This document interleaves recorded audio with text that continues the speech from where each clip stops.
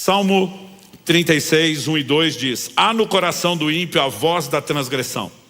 Não há temor de Deus diante de seus olhos, porque a transgressão o lisonjeia seus olhos. Ele diz que a sua iniquidade não há de ser descoberta, nem detestada. Quando o salmista, pelo Espírito de Deus, menciona a voz da transgressão, evidentemente ele está falando de algo externo, não é da própria pessoa, que quer induzi-la ao pecado. A voz da transgressão seria um excelente título para a mensagem de hoje e que exprime muito do que eu vou falar. Mas ele segue a linha de raciocínio e ele passa a dizer não só que existe uma voz, rotulada de a voz da transgressão, mas qual é a mensagem que ela fala? Sua iniquidade não há de ser descoberta, nem detestada. Ou aquilo que você fizer de errado, transgredindo e pecando, não vai ser descoberto. E se for, não vai dar nada no final das contas. E por conta do ditado, não dá nada não, que nós já começamos a contrair, falar que nem os goianos e alguns mineiros, dá nada não, que primeiro afirma para negar depois, né? Eu, para efeito didático, acredito que essa frase vai ser mais lembrada. Vou usar como tema da minha mensagem hoje a expressão, não dá nada não. Mas o texto mostra que a razão pela qual a voz da transgressão tem lugar e consegue comunicar a mensagem de não haverá consequências é a ausência do temor de Deus. Então eu quero somar isso e construir com vocês aqui a exposição da mensagem em cima de 3 tópicos, serão 3 questionamentos. O primeiro é, de quem é essa voz da transgressão? O segundo, o que é que ela fala? Essa mensagem de inconsequência. E em terceiro, como silenciá-la? E aí sim, eu vou destacar a importância do temor de Deus. Então, eu quero conduzir você pela exposição bíblica dentro dessa linha de raciocínio. Então vamos começar pelo primeiro tópico. De quem é a voz da transgressão? Se há uma voz falando ao coração do ímpio, e nada sugere que seja ele conversando consigo mesmo, então nós estamos falando de uma terceira pessoa. Quem é que tem o poder de falar ao coração? Vamos por eliminatório. Primeira pessoa que fala ao coração, Deus. Hebreus capítulo 3, verso 7, citando o Antigo Testamento, e em referência ao que Deus fala, diz: se hoje ouvides a sua voz, não endureça o coração. Mas embora Deus fale ao coração, ele não seria contraditório de sugerir que alguém peque. Ele nos criou para a obediência. Nós somos chamados à obediência. E essa é a temática, né, que eu vou abordar um pouco mais no ano que vem aqui com vocês. E também, Tiago capítulo 1, verso 3 diz: ninguém, ao ser tentado, diga, sou tentado por Deus. Porque Deus não pode ser tentado pelo mal, e Ele mesmo não tenta ninguém. Então eliminamos. Não é o próprio ímpio conversando consigo, não é Deus falando ao coração dele, embora tenha esse poder. Quem sobra e que tem poder de falar ao coração e é um especialista nessa voz. A Escritura aponta numa única direção e para uma única pessoa. A voz da transgressão é a voz do diabo. E nós precisamos reconhecer quem está falando. Porque muitas vezes a forma com que o engano é promovido, a gente não consegue discernir, né, que a voz procede do maligno, que não é à toa que recebe na Escritura o rótulo de tentador. Então em Atos no capítulo 5, nós temos um episódio registrado que envolve um casal, Ananias e Safira. Eu vou ler do verso 3 ao 5 de Atos 5. Então Pedro disse a Ananias: por que você permitiu que Satanás enchesse o seu coração para que você mentisse ao Espírito Santo, retendo parte do valor do campo? Não é verdade que conservando a propriedade seria sua? E depois de vendida o dinheiro não estava em seu poder? Porque você decidiu fazer uma coisa dessas. Você não mentiu para os homens, mas para Deus. Ouvindo essas palavras, Ananias caiu morto. E sobreveio grande temor a todos os que souberam do que tinha acontecido. Por que a Bíblia registrou esse episódio? Nós não temos aqui um mero relato histórico envolvendo a vida de um casal ou a descrição de, né, eventos ocorridos na igreja no seu início. Romanos 15:4 diz que tudo quanto foi escrito, para nosso ensino foi escrito. Deus, na sua sabedoria, Ele consegue articulando todas essas situações que foram registradas para que elas sirvam de advertência para mim e para você. E nós precisamos saber que, como diz Gálatas 6:7, de Deus não se zomba, com Deus não se brinca. Então, o apóstolo Pedro, falando pelo Espírito de Deus, porque tudo aquilo estava no coração de Ananias, nada disso era público. Ele só poderia ter falado por revelação do Espírito Santo. Mas ele diz, porque Satanás encheu o seu coração. Deus havia começado um trabalho no coração de Ananias em relação a uma oferta. O diabo encontra lugar e consegue deturpar. E agora ele é reconhecido como a fonte que semeou aquela ideia, que falou ao coração de Ananias. Embora Ananias seja responsabilizado. Pedro pergunta, por que você decidiu fazer uma coisa dessa? Porque a voz da transgressão, ela sugere, mas ela não arrasta ninguém ao pecado. Ela tenta levar a pessoa à decisão fundamentada no engano. Mas quem decide ainda é responsável pela sua decisão. E essas advertências não estão na Escritura à toa. Como diz o dito popular dos nossos dias, o golpe está aí, cai quem quer. Nós somos advertidos e precisamos prestar atenção nisso. Então, se olharmos e reconhecermos, né, que quem está por trás da voz da transgressão é justamente aquele a quem não deveríamos dar espaço, acredito que o poder de vigilância ele pode ficar um pouco mais aguçado. O apóstolo Paulo diz, nossa guerra não é contra a carne e o sangue. Diferente dos israelitas do Antigo Testamento, que entravam em guerras e batalhas físicas, a Bíblia diz, a nossa luta é contra principados, é contra potestades, contra as hostes espirituais da maldade nas regiões celestiais. Nós estamos em guerra. Mas porque é uma guerra invisível no plano espiritual, muitas vezes nós estamos baixando a guarda e não estamos em alerta como se estivéssemos em guerra. E nós precisamos estar atentos. Agora, o que aconteceu com Ananias é exclusividade dele?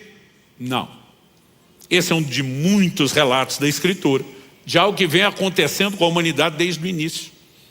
Daqui a pouco eu vou abordar o episódio envolvendo a queda inicial, o pecado original lá com Adão e Eva, mas é o que vem acontecendo desde o início. E o apóstolo Paulo escreve em 2 Coríntios, no capítulo 11, no verso 13, e ele diz o seguinte, eu temo que, assim como a serpente com a sua astúcia enganou Eva, assim também a mente de vocês seja corrompida e se afaste da simplicidade e pureza devidas a Cristo. O livro do Apocalipse se refere à antiga serpente lá do Éden como sendo Satanás. E a Bíblia nos mostra o receio de Paulo lidando numa conversa, né, por meio da epístola com a igreja inteira. E diz, eu temo que com vocês possa rolar o mesmo padrão de engano que a serpente conseguiu com Eva. Isso precisa nos fazer entender quem está por trás dessa voz é Satanás. Repito, não é à toa que ele é chamado de tentador. Mas eu quero lembrar, a tentação é uma sugestão, é uma proposta, é um estímulo. Depois de dizer em Tiago 1,13 que Deus não tenta ninguém, o verso seguinte, o 14, diz, cada um é tentado quando atraído e enganado pelo seu próprio desejo. Basicamente, o que te trola é o seu próprio desejo. Mas Satanás, enquanto tentador, ele explora isso. Então, nós não podemos olhar para a tentação e chamá-la ou classificá-la de sobrenatural, porque a tentação é natural. Aliás, o apóstolo Paulo escrevendo, né, aos Coríntios, ele também vai fazer essa declaração. Né? Ele diz, aquele que está em pé, cuide para que não caia. Na sequência ele diz, não vos sobreveio tentação que não fosse humana, natural. A tentação não é sobrenatural. E diz nenhuma delas. E diz, pelo contrário, Deus é fiel. E quando essa tentação que está no limite das forças, na sua capacidade de resistir vier, ele ainda vai te dar capacidade para não sucumbir diante dela. Então, se existe algo sobrenatural, quando o assunto é tentação, sobrenatural é o livramento, não a tentação. De vez em quando eu vejo gente questionando, mas Satanás é chamado de tentador e ele é sobrenatural. Eu digo, o tentador está do lado de fora, a tentação está do lado de dentro. O tentador é sobrenatural, a tentação é natural. O tentador, sobrenatural externo, não pode enfiar goela abaixo dentro de você um desejo que você não tem. O que ele pode é colocar o menu debaixo do seu nariz e provocar algo em você. Mas o diabo sempre tem um padrão de provocação e tentação que, se eu e você prestarmos atenção, a gente pode se prevenir, né? Inclusive o apóstolo Paulo diz em 2 Coríntios, no capítulo 2, no verso 11, para que Satanás não alcance vantagem sobre nós, pois não ignoramos quais são as intenções dele. Então, sabendo a forma, o modus operandi do diabo agir, e sabendo que a intenção dele não é o nosso melhor, né? O diabo não quer que você seja feliz, Ele sugere, né, que se aceitar o que ele propõe, você vai ser feliz, porque ele sabe que é a maneira de você cair no engodo. Mas sabendo que o que ele quer é nos destruir, sabotar a nossa relação com Deus, e não ignorando isso, nosso estado de alerta e a capacidade de resistir, ela aumenta. Então precisamos reconhecer, em primeiro lugar, a voz da transgressão é maligna, é do diabo. Agora, a segunda coisa que eu quero chamar a sua atenção é a gente considerar a essência do que é a voz da transgressão, o que ela fala. Qual é a mensagem que ela comunica? Né? É que no final tudo vai ficar bem. Ou a iniquidade não será descoberta, ou se for descoberta não será detestada. Não vai ser essa complicação toda. Não haverá consequências. No final tudo vai ficar bem, você vai se safar. Ou, como diz o título, não dá nada não. E se eu e você reconhecemos que isso é uma premissa de engano e é o padrão de ação de Satanás, porque o diabo trabalha na relativização da palavra de Deus. Foi assim na tentação inicial no Éden. Gênesis capítulo 3, eu quero ler com vocês do verso 1 ao 5, diz: Mas a serpente, mais astuta que todos os animais selvagens que o Senhor Deus tinha feito, disse à mulher: É verdade que Deus disse, não comam do fruto de nenhuma árvore do jardim? A mulher respondeu: Do fruto das árvores do jardim podemos comer, mas do fruto da árvore que está no meio do jardim, Deus disse: Vocês não devem comer dele, nem tocar nele, para que não venham a morrer. Então a serpente disse à mulher: É certo que vocês não morrerão, porque Deus sabe que no dia em que dele comerem, os olhos de vocês se abrirão, e como Deus, vocês serão conhecedores do bem e do mal. O que essa voz está fazendo? Relativizando a palavra. Não, esse negócio de morrer, não é desse jeito. Deus não estava falando sério. Afinal de contas, ele é um Deus bom, amoroso. Ou ele está tentando te trollar e impedir você de ter acesso a algo que é bom para você. Pode ser que ele esteja te sabotando, né? O tempo todo, a ação de Satanás é um padrão. Olha a tentação de Jesus no deserto, onde Jesus responde à primeira tentação dizendo: está escrito, nem só de pão viverá o homem. O diabo vem na próxima: por que você não pula do pináculo do templo? Porque está escrito. Ele vai tentar distorcer Bíblia para levar Jesus na contramão. Nosso Senhor responde: também está escrito, e bota o diabo no seu devido lugar usando a escritura, porque ele não ignora as suas intenções. Ele sabe, né, o poder de manipulação que Satanás tem, simplesmente de sugerir que as coisas não são bem do jeito que Deus disse, ou que não vão terminar do jeito que Ele disse, ou que talvez Deus esteja te proibindo de algo porque Ele não está interessado no seu bem. É sempre o mesmo jogo. A maioria dos cristãos que não constroem uma fé sólida, entendendo que Deus, quando estabelece proibições, está estabelecendo limites para o nosso próprio bem, ele pode ceder a esse tipo de proposta. E o tempo todo você vê gente caindo nesse engodo. É gente que olha para você e diz: não, eu decidi que eu vou botar fim ao casamento, não importa o quão sagrado a Bíblia diga que é isso. E você pergunta por quê? Diz: porque eu tenho direito de ser feliz. Eu digo: então nasceu pobre e rouba um banco. Se o direito de ser feliz é à custa de princípio, viva de qualquer forma e maneira. Porque as pessoas acreditam, né, elas normalmente estão justificando suas ações, tem toda uma construção. E normalmente por trás dessa construção, a premissa é o engano de Satanás, explorando vulnerabilidades, carências, necessidades, transforma as pedras em pães, no momento de necessidade, né? Gente sendo explorada nas suas carências ou nas suas ambições. É sempre o diabo amplificando o anseio de algo com uma mensagem: Deus está sabotando você, Ele está puxando o seu tapete, Deus não quer o seu bem, Deus está te trolando, é melhor você garantir a sua alegria. Ele sempre vai relativizar aquilo que Deus fala, sempre precisa amenizar as consequências, porque se eu e você estivermos seguros das consequências, não vale a pena cruzar a linha. E essa voz, ela sempre apresentará o mesmo padrão de mensagem. O pior é que quanto mais trela você dá, mais lógica aparece a sugestão dessa voz. Gênesis 3:6, depois que o diabo falou, diz assim: vendo a mulher que a árvore era boa para se comer, agradável aos olhos, e árvore desejável para dar entendimento, tomou do seu fruto, comeu, deu também ao seu marido, e ele comeu. Primeiro, a árvore era boa. A proposta não parece tão ruim. Daqui a pouco a Bíblia diz que se tornou agradável aos olhos. E daqui a pouco desejável. Há uma progressão. Infelizmente, tanto Eva quanto Adão sucumbiram a isso. Agora a pergunta é, quem que estava falando a verdade? Deus disse, no dia em que comerem, vocês vão morrer. Eu disse, não vai acontecer nada disso. Não houve morte física. O que houve foi morte espiritual, separação de Deus. Eles foram expulsos do Éden. O pior não era perder o jardim, era perder o acesso e a comunhão com Deus. E os danos disso são colhidos até hoje. Romanos 5,12 resume essa história dizendo, por meio de um só homem entrou o pecado no mundo, através do pecado a morte, e a morte passou a todos os homens. Qual voz estava falando a verdade? A Bíblia diz que Deus não pode mentir.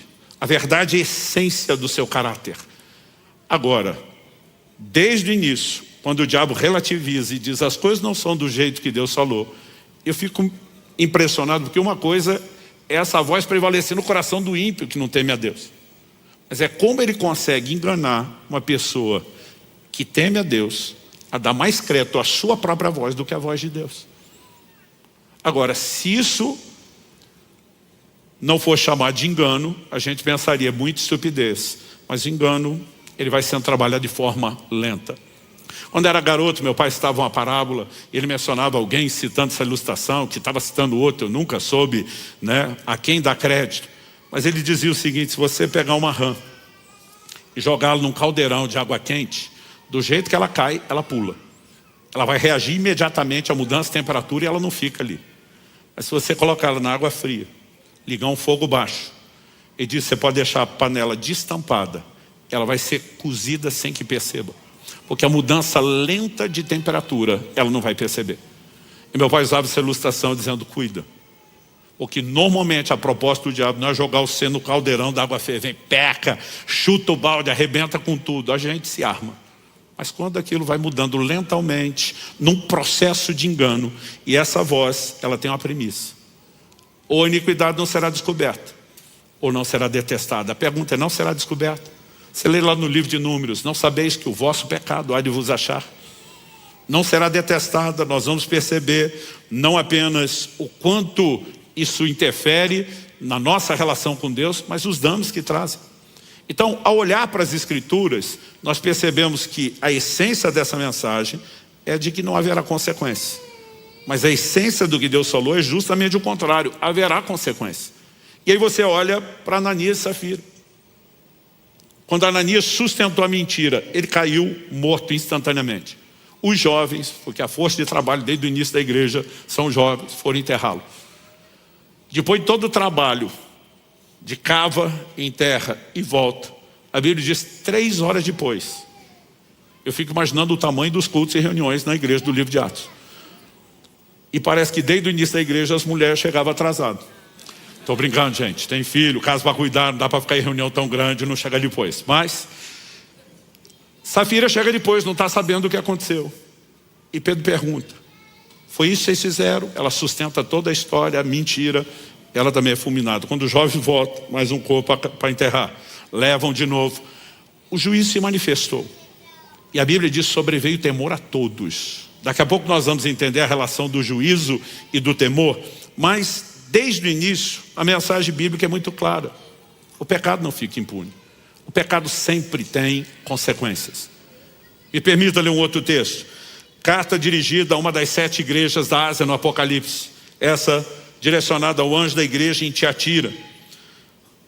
Versículos 20 a 23 de Apocalipse 2. Tenho, porém, contra você o fato de você tolerar que essa mulher, Jezabel, que se declara profetisa, não somente ensine, mas ainda seduza os meus servos a praticar a prostituição e a comer coisas sacrificadas aos ídolos. Dei-lhe tempo para que se arrependesse, porém ela não quer se arrepender da sua imoralidade. Eis que farei com que fique acamada, trarei grande tribulação aos que com ela adulteram, caso não se arrependam das obras que ela incita. Matarei seus filhos e todas as igrejas saberão que eu sou aquele que sonda mentes e corações e retribuirei a cada um de vocês segundo as suas obras. A pergunta é, o pecado fica impune? Não, pastor, mas é que no Antigo Testamento, normalmente eu digo, quando alguém começa essa conversa, eu falei, eu não aguento mais ouvir essa bobagem. As pessoas pregam hoje em dia uma mensagem de conforto ao pecado dizendo, difícil era na época da lei. Agora Deus se converteu. Ele não é mais ranzinza. Ele não julga as pessoas. Ele não é mais o Deus controlado que saia matando todo mundo. Ele agora é a versão paz e amor. Gente, Deus é um ser imutável. Essas heresias, elas remontam ao início da história da igreja. Havia um camarada chamado Marcião que dizia que o Deus do Antigo Testamento era um, do Novo era outro. Pelo menos, mesmo cometendo essa insanidade de mudar um Deus para outro, ele foi mais coerente do que achar que o mesmo Deus mudaria tanto. Quando você olha para a revelação bíblica, não dá para você simplesmente fazer essa dicotomia que tentam fazer. O que nós percebemos de uma mudança clara de um ambiente para outro, não é a pessoa de Deus. É que aqui as pessoas não tinham capacidade de vencer o pecado. E na graça, Deus nos dá a capacidade de vencer o pecado. Mas a graça que deveria ser apresentada como o maior antídoto ao pecado, hoje em dia na boca de muitos pregadores, ela virou a permissão para pecar.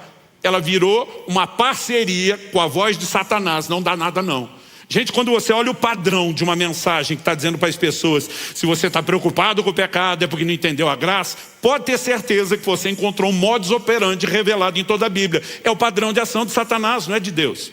Quando a pessoa peca, o Deus da graça, nós temos uma carta aqui dirigida a uma igreja de gentios convertidos que não tinham nada a ver com o período da lei do Antigo Testamento, é o próprio Jesus, a encarnação, a expressão e a revelação da graça, dizendo, eu estou dando tempo para arrepender. Você não quer arrepender? Eu vou para cima de tu. Eu acabo com a sua raça. Eu vou julgar você. E as igrejas vão saber que eu não estou de brincadeira e não tolero brincadeira. E daqui a pouco vou explicar a relação entre o juízo e o papel didático para outros. Porque quando Deus julga, Ele não está tratando só com o indivíduo. Ele está tratando com a coletividade. Quando você olha, é inegável o padrão de punição e de consequência de pecado. Você pode caminhar ao longo de toda a Escritura, todo o Novo Testamento. Todos os textos relacionados à graça mostram que o juízo não desapareceu. E as pessoas estão dizendo, não, se você entender que Deus é amor, o atributo do Deus que é amor não anula o atributo do Deus que é justo. Os atributos dele não são divergentes, não são concorrentes, são complementares. A partir do momento que para sustentar um atributo você tem que justificar outro, o que você tem é o padrão de engano e de relativização das Escrituras. E essa voz é de quem? Sempre de Satanás. Agora, qual o problema de alguns? Deus diz assim, o Senhor Jesus diz, eu dei-lhe tempo para que ela se arrependesse. Deus nunca julga o pecado de imediato. No livro de Tiago nós lemos que a misericórdia triunfa do juízo. Antes de julgar, Deus sempre oferece misericórdia, oportunidade de arrependimento. Isso aqui é chamado de paciência ou longanimidade. As pessoas, porém, confundem longanimidade com impunidade. Porque não foi julgado de imediato, não apareceu um anjo com a espada desembainhada, não rolou nenhuma das 10 pragas do Egito, ou nada dos adventos do Apocalipse. E a pessoa pensa, não deu nada. E é onde começa a se acomodar, até que o juízo inevitavelmente se manifeste. Nós precisamos reconhecer quem está por trás da mensagem da inconsequência. No livro de Hebreus, no capítulo 12, nos versos 16 e 17, o curioso é que no Novo Testamento, a maior parte das aplicações práticas feitas para as pessoas que estão debaixo da graça, são extraídas do Antigo Testamento. Ele diz assim, Hebreus 12, versos 16 e 17, cuidem, de novo chamado ao cuidado, que o golpe está aí, cai quem quer. Cuidem para que não haja nenhum impuro ou profano como foi Esaú, o qual por um prato de comida vendeu seu direito de primogenitura. Vocês sabem que também posteriormente, querendo herdar a bênção, foi rejeitado, pois não achou lugar de arrependimento, embora com lágrimas o tivesse buscado. A Bíblia diz, cuida para que você não seja profano como Esaú foi. Primeira definição prática do que foi profano. Ele vende a promessa de Deus por um desejo imediato. O comentário dele, quando o seu irmão faz a proposta, eu entrego o prato de comida, você me deu o direito de primogenitura, ele falou, de que me adianta isso, eu vou morrer de fome. Gente, a pergunta, ele ia morrer mesmo se não comesse aquela refeição? Hoje em dia, as pessoas têm dificuldade de acreditar que o seu corpo suporta jejum prolongado, que nós temos um padrão de alimentação abundante. As pessoas comem o tempo todo, beliscam entre as refeições, imaginem que vão morrer de fome. A gente tem provado para muita gente, né, com uma mobilização hoje de um exército de pessoas que estão fazendo vários jejuns prolongados, que seu corpo aguenta e aguenta muito bem. Agora, Esaú era um caçador, gente, que não vivia no padrão de abundância alimentar que nós temos hoje. Então, momentos de colheita, de caça, se comia muito bem, mas havia intervalos, às vezes grandes, sem muita alimentação. Ele sabia na prática que não é bem assim. Mas algo está explorando as suas emoções. Ele está se deixando acreditar. Eu preciso de uma gratificação imediata. De que me adianta esse negócio que vai me abençoar o resto da vida e toda a eternidade. Eu quero ser feliz agora. Isso é inconsequência. Justifica essa alegria e gratificação momentânea, instantânea, que dura tão pouco e que traz algo tão amargo depois. O pior é que depois ele chora. Só que a Bíblia diz, não houve lugar de arrependimento. Porque o arrependimento é lamentar a essência do erro. Tem muita gente chorando só a consequência. Não, eu estou arrependido. Eu digo que está arrependido porque foi descoberto, porque foi pego, porque foi flagrado. Está arrependido da conta que vai pagar, mas não do que fez. Há uma diferença enorme entre uma coisa e outra. E a Bíblia está dizendo, cuidem, porque senão entre vocês, essa turma que deveria estar correndo pelo prêmio, vai ter gente agindo exatamente como Esaú agiu. O chamado a não ser inconsequente está lá o tempo todo. Agora a essência dessa voz, ela promove o padrão da inconsequência. Não dá nada não. No final dá tudo certo. E aí você precisamos entender, isso não anula o fato de que há misericórdia para quem se arrepende. Mas gente, o pecado, a definição da palavra pecado no hebraico, a língua predominante que foi escrito no Antigo Testamento, no grego, a língua em que foi escrito no Novo Testamento, ela dá a ideia de errar o alvo. Pecado é acidente na vida de quem o comete, ou deveria ser. E quando acontece o arrependimento, o desespero pelo conserto deveria ser imediato. Agora, quem cede à voz da transgressão pode pecar, porque depois você garante, ele já blindou o coração contra o arrependimento.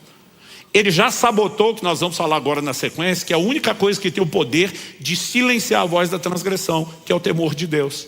Porque a partir do momento que não há temor nenhum, dizendo eu peco e depois resolvo, nós temos um padrão comportamental, né, que impede o elemento essencial à restauração. Dei-lhe tempo para que se arrependesse. Não quer arrepender. O outro chorou, mas não houve lugar de arrependimento. Né? Porque de alguma forma o diabo conseguiu não só vender o engano, mas já blindar o coração ao único elemento favorável à restauração. Terceira pergunta. O primeiro questionamento é de quem é a voz da transgressão? Respondemos do diabo. O que a voz da transgressão fala? Não dá nada não. Isso segue sendo mentira. Terceiro tópico é um terceiro questionamento. Como silenciar essa voz? Nós vimos no texto inicial, Salmo 36:1, que a falta de temor conduz ao pecado. O texto diz, não há temor de Deus diante dos seus olhos, para aquele ímpio, cuja voz da transgressão tem lugar no seu coração. Né? Não há temor de Deus. Então, a falta de temor conduz ao pecado. Por outro lado, a mesma Bíblia sustenta que o temor de Deus ajuda a evitar o pecado. Ao que Deus, por meio de Moisés, diz à nação de Israel, Êxodo 20:20. Moisés respondeu ao povo, não tenham medo. Deus veio para provar vocês e para que o seu temor esteja diante de vocês, a fim de que não pequem. Duas coisas que Moisés fez. Primeiro, ele distinguiu medo de temor. Ele diz, não tenham medo. Mas Deus queria o temor dele diante de vocês. Então, nós precisamos entender que, embora sejam parecidos, eles têm alguns elementos que os distinguem. Medo é o que você deveria sentir diante de uma cascavel ou de um pitbull, com aquela consciência, que é me fazer mal. O temor é uma reverência e um respeito profundo a quem quer o nosso bem. Deus diz à nação de Israel, no auge da apostasia, eu é que sei os pensamentos que eu tenho a respeito de vós. Por meio de Jeremias ele diz, são planos de bem, não de mal, para vos dar um futuro e uma esperança. Deus está dizendo, mesmo agora, quando vocês esculhambaram as coisas como nunca, me ofenderam como nunca, pecaram como nunca, o que eu quero é o melhor de vocês. Agora Deus diz, inevitavelmente eu vou julgá-los, mas ainda há chance de arrependimento. Então, o temor é você reconhecer que é um Deus que em primeiro lugar te ama, que é o seu bem, mas que para o seu próprio bem jamais deixará o pecado impune. E esse equilíbrio de conseguir encontrar o lugar do temor, né, na prática da relação com Deus da vida cristã é importantíssimo. Provérbios 8:3 diz, o temor do Senhor consiste em odiar o mal. Não é dar as mãos, não é fazer as pazes, não é ser complacente. Provérbios 16:6 diz, pelo temor do Senhor se evita o mal. Você pode repetir esse versículo comigo? Diga, pelo temor do Senhor se evita o mal. Então, o que eu e você precisamos entender? A falta de temor conduz ao pecado. A presença do temor previne, evita o pecado. Então o temor de Deus sendo cultivado na nossa vida é essencial. E ele tem o poder de silenciar a voz da transgressão. Agora, por que há temor? Porque o pecado tem consequências. E Deus disse que as consequências vão se manifestar. Agora, o que eu e você precisamos entender é, se você tem temor, você não peca. Se não peca, não tem consequência. Se você não teve temor e pecou, vai ter consequência?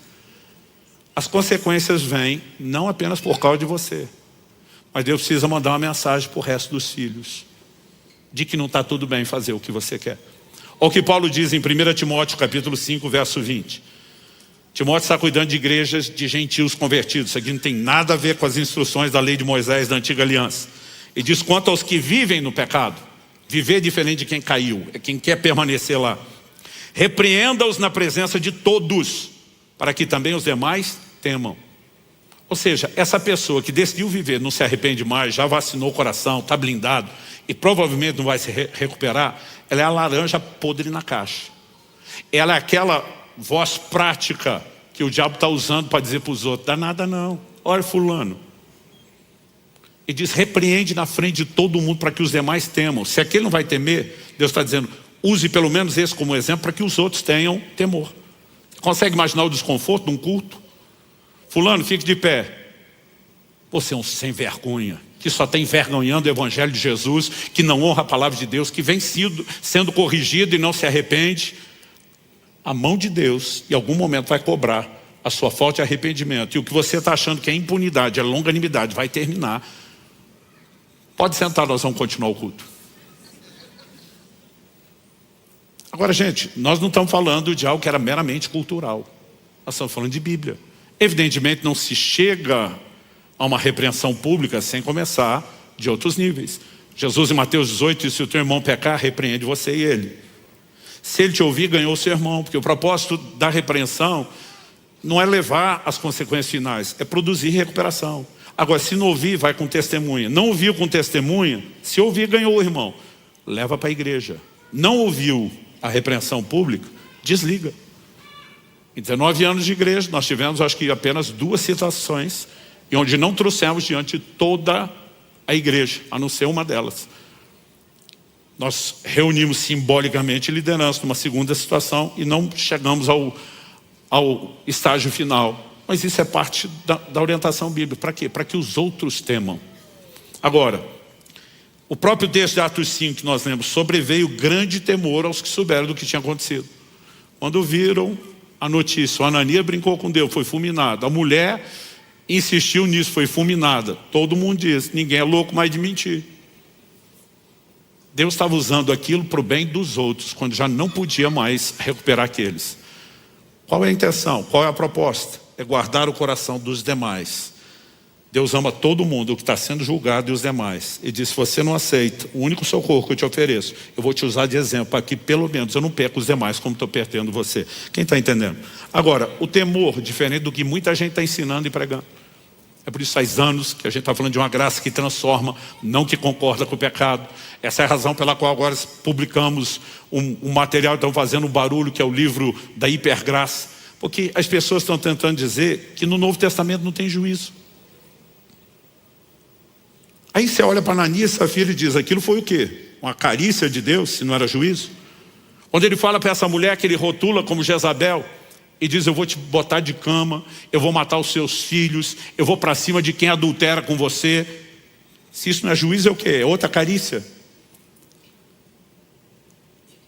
Eu lembro que a pessoa que um dia me abordou e falou: não tem juízo na antiga aliança. Eu falei: olha isso aqui, Hebreus capítulo 10, verso 28. Morre pelo depoimento de 2 ou 3 testemunhas quem tiver quebrado a lei de Moisés, sem misericórdia.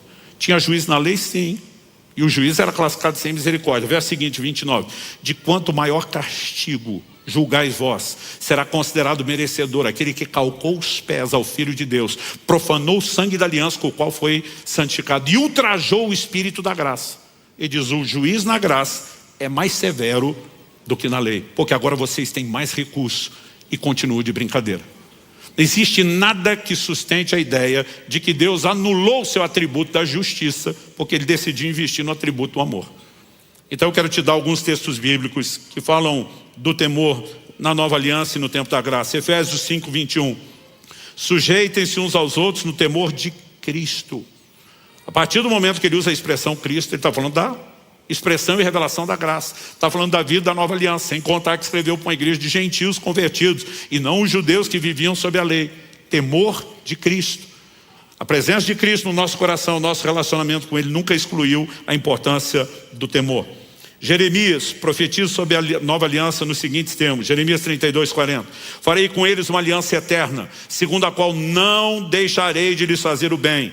Porei o meu temor no coração deles, para que nunca se afastem de mim. Deus prometeu que nessa aliança o que Ele queria era fazer o bem, sim. Mas para que não se afaste de mim, porque eu vou ter que julgar e fazer o mal, eu preciso que o temor esteja no coração deles. O temor segue sendo a balança, a prevenção, o remédio, o balizador. Atos capítulo 2, verso 43. Em cada alma havia temor, e muitos prodígios e sinais eram feitos por meio dos apóstolos.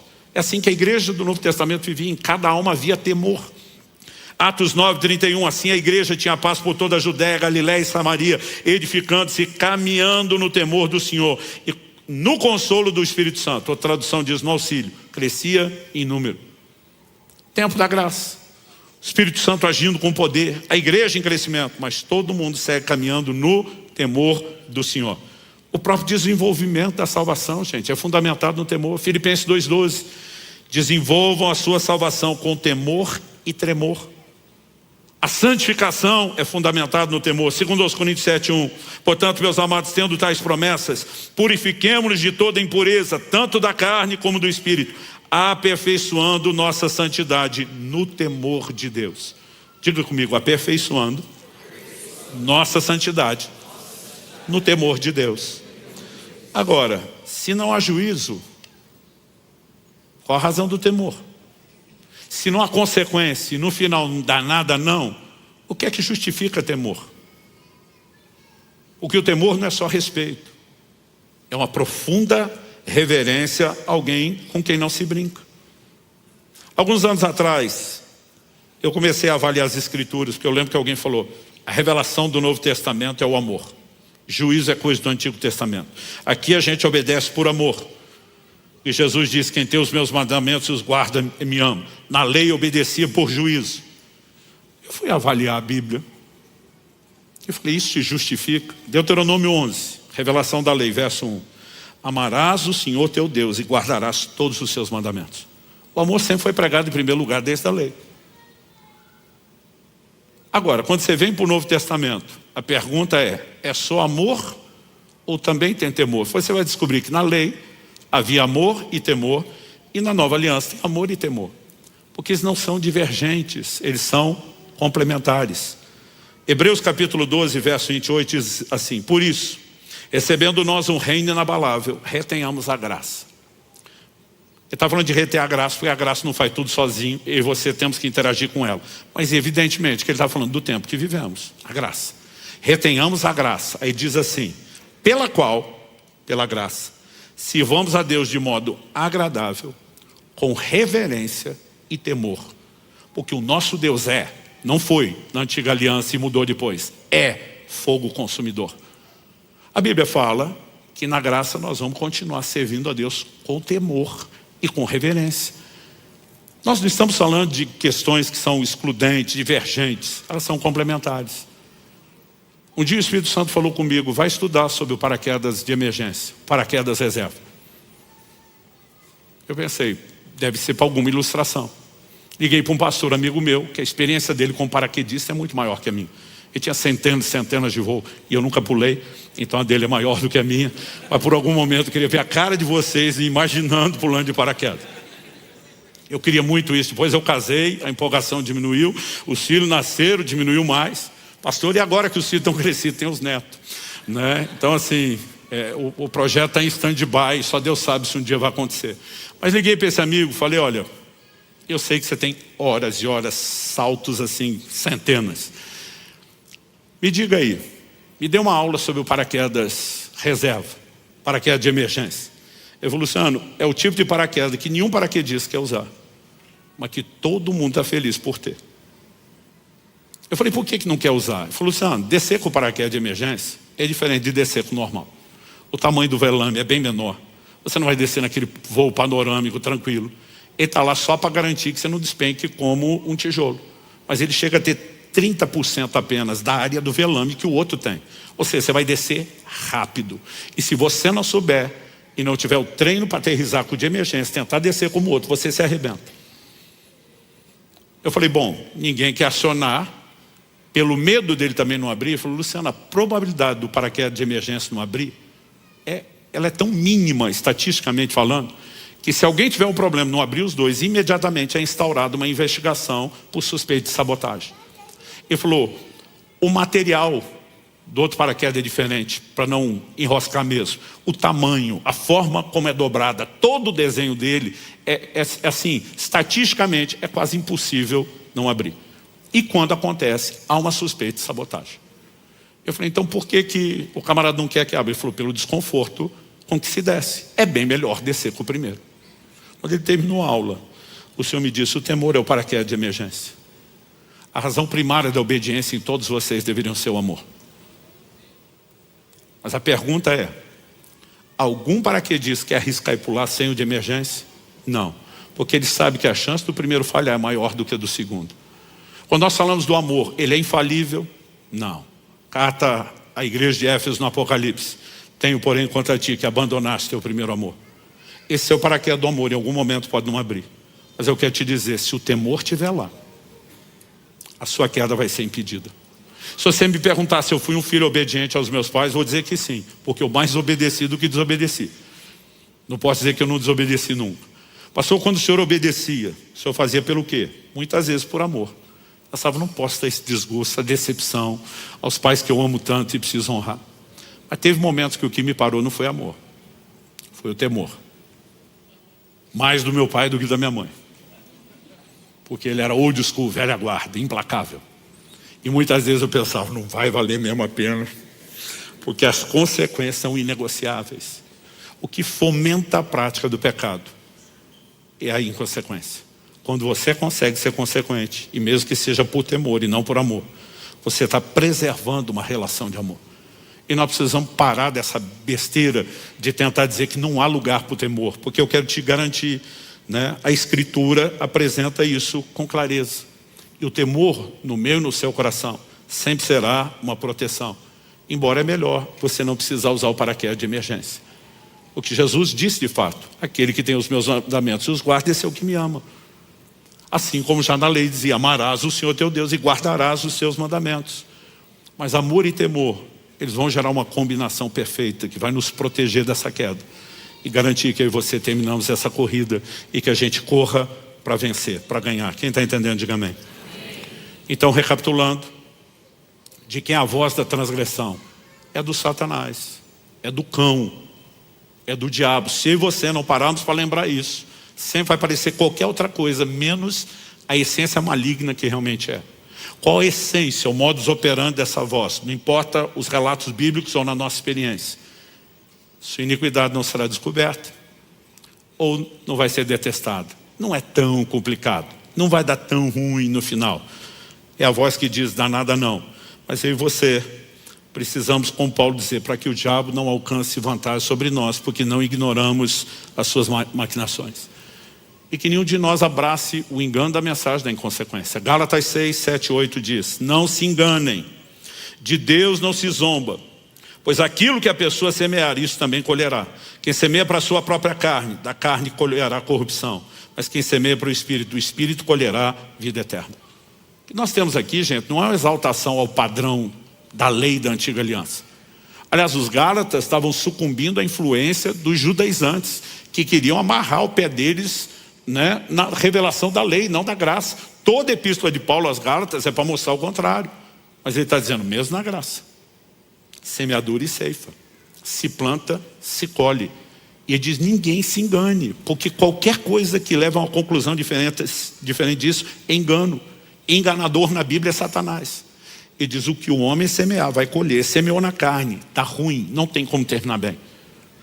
E nós precisamos ser consequentes. E lembrar que o remédio é o temor de Deus. E o temor de Deus é mais do que sentimento, ele é ação. Salmo 111, 10 diz, o temor do Senhor é o princípio da sabedoria. revelam prudência a todos os que o praticam. Essa frase traduzida pratica é um verbo no hebraico que significa fazer, realizar, executar. Ele só serve para ação. Então, o que nós estamos falando é de estilo de vida, de conduta. Quando a mulher de Potifar estava dando em cima de José lá no Egito, Gênesis 39, 9, diz que ele explica para ela: seu marido me colocou como governante de tudo na casa dele e não me vedou coisa alguma, a não ser a senhora. Provavelmente já sabia o tipo de mulher que tinha. Agora José só poderia dizer: eu não posso cometer essa deslealdade contra ele. Esse foi o argumento de José. Gênesis 39, 9, ele termina perguntando para ela: como, pois, cometeria eu tamanha maldade e pecaria contra Deus? E diz aqui: tem temor de Deus, dona. Ele não está dizendo a senhora não faz meu tipo. Provavelmente, para ter que lembrar de Deus e ganhar essa, ele deve ter sido atraído e tentado. Mas ele está sendo consequente. Ele está dizendo: eu temo a Deus. Eu não vendo o direito de primogenitura por um prato de lentilha.